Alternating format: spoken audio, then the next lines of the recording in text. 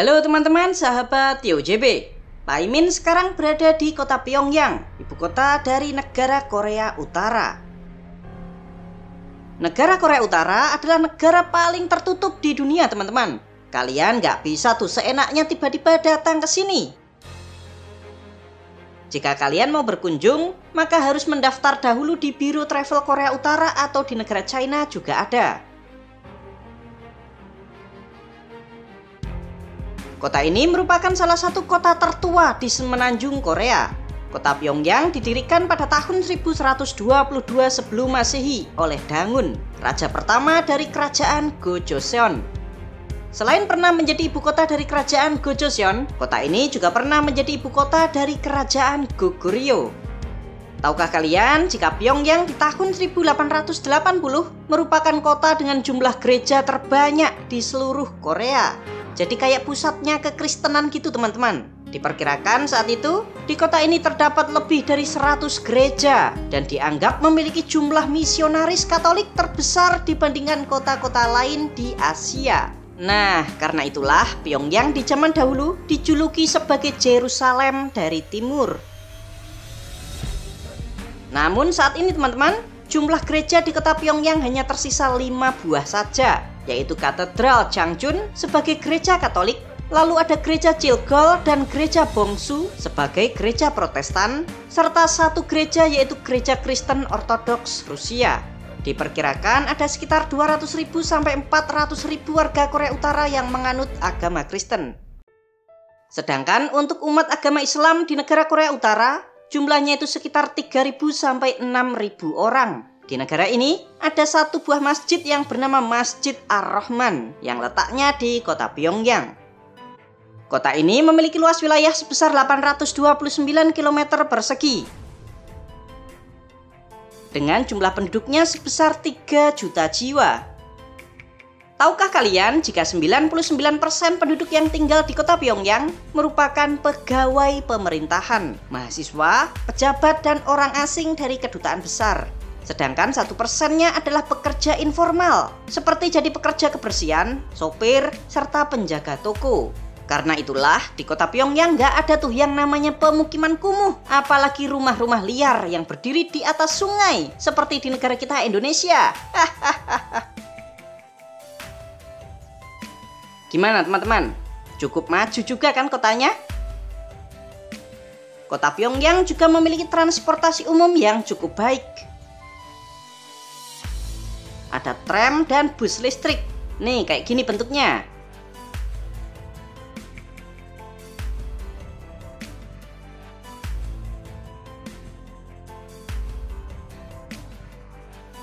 Ada juga kereta MRT, teman-teman, yang bernama Metro Pyongyang. Nih, kayak gini stasiunnya. Kayak jadul, ya emang jadul sih. Karena jaringan kereta MRT Pyongyang ini telah dibangun sejak tahun 1965. Jadi kelihatan tua banget. Tercatat ada 2 jalur MRT di kota Pyongyang ini dan memiliki 16 stasiun. Tahukah kalian jika MRT Pyongyang merupakan MRT termurah di dunia? Biaya naiknya hanya 5 won Korea Utara. Kalau dirupiahkan sekitar 400 rupiah. Wow, murah banget cuy. Nih, keretanya juga sangat vintage banget, teman-teman.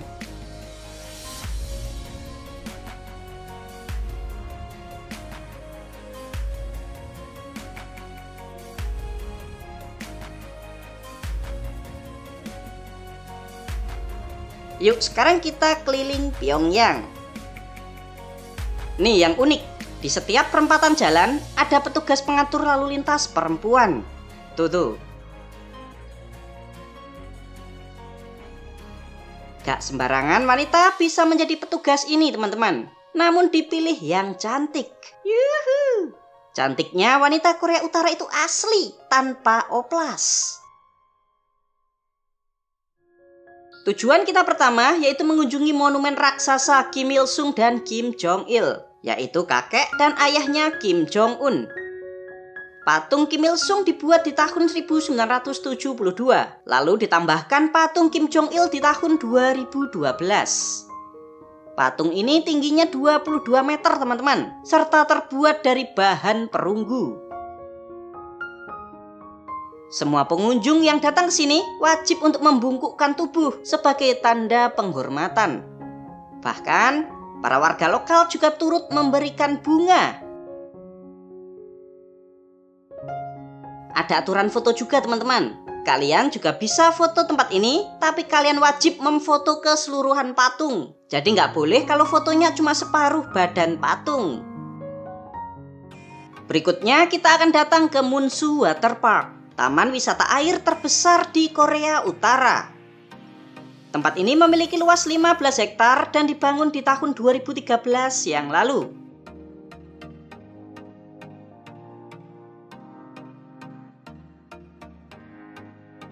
Berikutnya kita akan mengunjungi Gapura Kemenangan. Kalau di Indonesia, ya miriplah kayak Simpang 5 Gumul Kediri. Gapura besar ini dibangun untuk mengenang jasa pahlawan pejuang Korea yang bertempur melawan penjajah Jepang dari tahun 1925 sampai 1945, serta untuk menghormati bapak pendiri bangsa yaitu Kim Il Sung, tinggi kedua di dunia setelah Monumento a la Revolution di negara Meksiko. Tinggi Gapura Kemenangan ini 60 meter dengan lebarnya 50 meter serta dibangun di tahun 1982. Berikutnya kita akan mengunjungi Grand People Study House atau perpustakaan Pyongyang. Tuh, megah banget. Seperti namanya, tempat ini adalah perpustakaan. Dibangun pada tahun 1982 serta memiliki 10 lantai.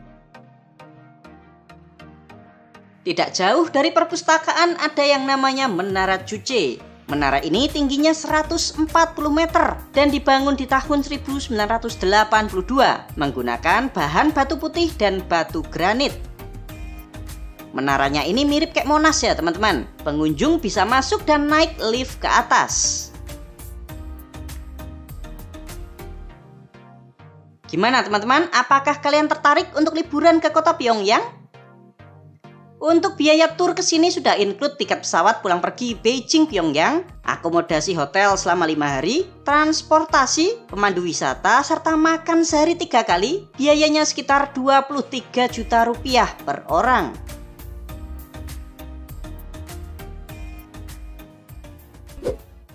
Terima kasih teman-teman sudah nonton sampai selesai. Bagi kalian yang mau membantu dan mendukung channel Tio JB, kalian bisa kirim melalui super chat, super thanks, atau berlangganan secara eksklusif. Jangan lupa ya untuk subscribe channel Tio JB dan tekan tombol loncengnya agar kalian tidak ketinggalan video-video menarik dari kita. Silakan nih kalau ada request, kritik, saran, kirim salam, atau apapun itu kalian bisa sampaikan di kolom komentar. Sampai jumpa lagi dan